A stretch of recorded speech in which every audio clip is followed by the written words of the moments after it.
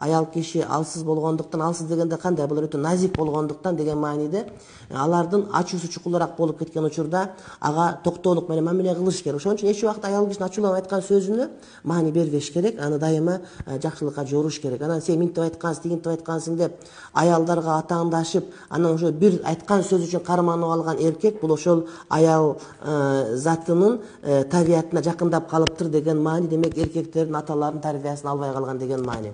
Мен дайыма никеге айта турган осуятым бар. Эгерде эркек киши көчөдөн келип, жумуштан келип, анан бир ачуусу келип кыйкырып алса, аялдарга жооп бергенге шашпаш керек. Анын чайын берип, курсагын тойгузгандан кийин бардыгы ордуна келип калат 15-20 мүнөт. Ошон сыяктуу эле аял деле үйдө болуп, башка болуп кээде кыйкырып жибере турган болсо, ага дагы жооп берүүнүн кереги жок. Ал бир аз өткөндөн өтүп кеткенден кийин жанагы айтып коет самолетто турбулентность деп. Ошол сыяктуу маселе анан бардыгы ордуна келип калат.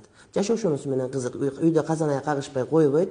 Пайгамбарыбыз алейхиссаламга бир аял келип айтты, киши келип айтты, мен аялым жакпайт, жаман көрөм. Кантип мен эмне кылышым керек дегенде айтты. Ошол аялыңын дейт, сен жаман көрөсүң, бирок анын бир жакшы сапаты бар. Тамак жакшы жасайт, же балдарга жакшы мээрим кылат, же эртең менен туруп багымдат окуйт, же өзүн жакшы жасанып жүрөт. Айтор десе, барындай көп. Анда ошол нерсени алып туруп, ошону элестетип, ошону көбүртүп, жапыртып, уютку кылып, ошол аркылуу бүтүндөй аял заттын өзүн жакшы көрүүгө аракет кылсаң, бардыгы ордуна келет дейт да. Бул эркек аялга берилген пайгамбардын өзүнүн осуяты. Анткени эч убакта идеалдуу адамдар болбойт, ошого аракет кылабыз биз.